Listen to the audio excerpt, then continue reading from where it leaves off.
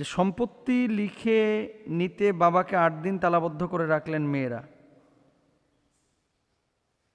দেখায় এই যে এই স্ক্রিনশটটা তিনি দিয়েছেন। মেয়েরা বাপকে 8 দিন তালাবদ্ধ রেখেছেন সম্পত্তি লিখে নেওয়ার জন্য। দেখেন, আচ্ছা 8 দিন তালাবদ্ধ কেন রেখেছেন?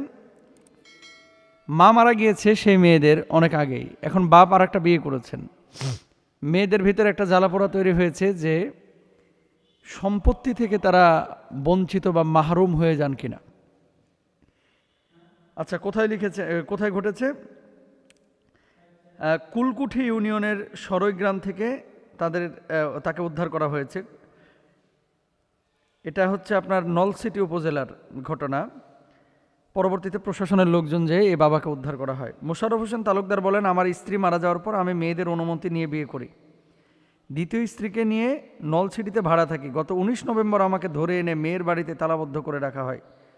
জোর করে জায়গা জমি দলিল করিয়ে নিতে চেয়েছিল তারা। পরে আমার স্ত্রী জানতে পেরে ইউএনএ স্যারকে জানাই, তিনি এসে আমাকে উদ্ধার করেন। আচ্ছা, মোশাররফ হোসেন তার মেয়ে রেবা আক্তার এবং লাকি আক্তার বলেন, তিনি আমাদের জন্মদাতা পিতা হলেও আমাদের সব কিছু থেকে বঞ্চিত করেছেন। দুটো বিষয় এখানে। একটা হচ্ছে যে বাপ মার ইন্তেকালের পরে সন্তান কতটুকু সম্পদ পাবে, এটা কিন্তু আল্লাহ সুবহানাহু ওয়া তাআলা কুরআনুল কারীমের সূরা নিসার 11 নম্বর আয়াতে উল্লেখ করে দিয়েছেন। ইউসিকুমুল্লাহু ফি আওলাদিকুম লিয-যাকারি মিসলু হাজ্জিল উনসায়াইন। বাপমার ইন্তেকালের পরে ছেলেমেয়েরা কতটুকু সম্পদ পাবে, ছেলে কতটুকু পাবে, মেয়ে কতটুকু পাবে, এটা কিন্তু এখানে আলোচনায় আমি বলতে পারবো না। 2 জন মেয়ের সমপরিমাণ একজন ছেলে পাবে। এখন আপনার বাবার কয় বিঘা সম্পত্তি আছে, কতটুকু আপনি পাবেন, কতটুকু আপনার বোন পাবে, 4 বোন হলে কট্টক, 8 বোন হলে কট্টক, এটা তো আসলেই ক্যালকুলেশন না করে বলা যায় না।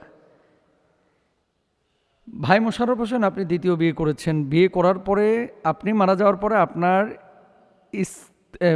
সন্তান সন্ততিরা সম্পদ আপনার পাবে।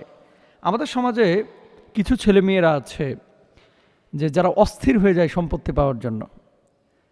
সম্পত্তি পাওয়ার জন্য অস্থির হয়ে যায় যে বাপমার জীবদ্দশায় সিকিউরিটি স্বরূপ বাপমা যদি কোনো সম্পদ রাখে, এই সম্পদটা পর্যন্ত তারা হাতছাড়া করতে চায় না, এক্ষুনি দেওয়া লাগবে। ও ভাই, আমাদের দেশের যে কালচার, ম্যাক্সিমাম বাপমাই কিন্তু আতঙ্কে থাকে যে এই সম্পদ লিখে দেওয়ার পরে এই বদমাইশগুলো আমরা দেখবে কিনা, এই জন্য সম্পদটা লিখে দিতে চায় না। আচ্ছা, লিখে যদি দিতেই হয় তাহলে সমস্ত সন্তানদেরকে মেয়েরা যতটুকু পাবে তাদের অংশ এবং ছেলেরা যতটুকু পাবে তাদের অংশ, এটা আপনাকে সমভাবে বন্টন করে দিতে হবে। এটা লিখতে হবে, লিখে আপনি ওসিয়ত করে যাবেন। অনেকে হিবা করে যায়, জায়েজ আছে। কিন্তু আমার বোনেরা যে কাজটা করেছে, এই যে মেয়েরা যে কাজটা করেছে, বাংলাদেশের একটা তিক্ত অভিজ্ঞতা কি জানেন? বাপ যখনই দ্বিতীয় বিয়ে করে মা মারা যাওয়ার পরে, তখনই ছেলে মেয়েরা বাপের খেদমতের চাইতে চিন্তায় বেশি পড়ে যায় কি, যে এই মা আবার বাপকে বইলে সব কিছু লিখে নেয় কিনা, বা এই মায়ের গর্ভে যদি কোনো সন্তান আসে তাহলে আমরা ঠকে যাই কিনা। ভাই, আর রিজকু মাকসুমুন, মনে রাখবেন রিজিকটা হচ্ছে বণ্টিত। এটা কতটুকু আপনি পাবেন, কতটুকু খাবেন, কতটুকু আল্লাহর পক্ষ থেকে আসবে, এটা আল্লাহ ছাড়া কেউ জানে না। রিজিক নিয়ে এত পেরেশান হবেন না। আমরা অস্থির, আমরা উন্মাদ, আমরা পাগল। ভাই, এই রিজিক নিয়ে আমরা এত পেরেশান, লজ্জা লাগে যে একজন মেয়ে তার বাপকে নিয়ে এসে আটকে রাখছে 8 দিন। বাপ যদি মেয়েদেরকে অধিকার থেকে বঞ্চিত করে, অবশ্যই আপনি বাপকে বোঝান। আর বাপ যদি অধিকার থেকে বঞ্চিত করে মেয়েদেরকে, আল্লাহর আদালতে এই বাপকে দাঁড়াইতে হবে। এটা কিন্তু ফরজ বিধান। কোনটা? যে বাপ মা ছেলে মেয়েদেরকে যদি আপনি বঞ্চিত করেন। আল্লাহ রাসূল সাল্লাল্লাহু আলাইহি সাল্লামকে এক সাহাবী বলছেন, ইয়া রাসূলুল্লাহ, আমি আমার সন্তানদেরকে সম্পত্তি লিখে দিতে চাই। নবীজি সাল্লাল্লাহু আলাইহি সাল্লাম বলছেন, সব সন্তানকে কি সমভাবে লিখে দিয়েছো? কয় না, একজনকে একটু বেশি দিতে চাই। আল্লাহ নবী বলতেছে, তাহলে আমরা সাক্ষী বানায়ও না। তো নবীজি নিজে নিষেধ করেছেন, এটা আপনার উপর অত্যাবশ্যক আবশ্যক। কিন্তু আপনি ছেলে মেয়েদেরকে যদি সম্পদ লিখে দেন, সবাইকে সমভাবে লিখে দেন, যার যতটুকু অংশ, ছেলের অংশ ছেলে পাবে, মেয়ের অংশ মেয়ে পাবে। এখন আপনার দেওয়ার যদি নিয়তি না থাকে যে দিবই না, তাহলে মেয়েরা ছেলেরা তো আপনাকে জোর করবেই। আর যদি এমন থাকে যে না, দেওয়ার নিয়ত আছে, আমার মারা যাওয়ার আগেই এরা আমার কাছ থেকে সব কিছু লিখে নিতে যাচ্ছে, এটা মেয়েদের জন্য অন্যায়, এটা ঠিক না। তাহলে কি করবেন? কোনো বাপ মাকে এরকম জোরাজোরি করবো না আমরা সম্পদের জন্য।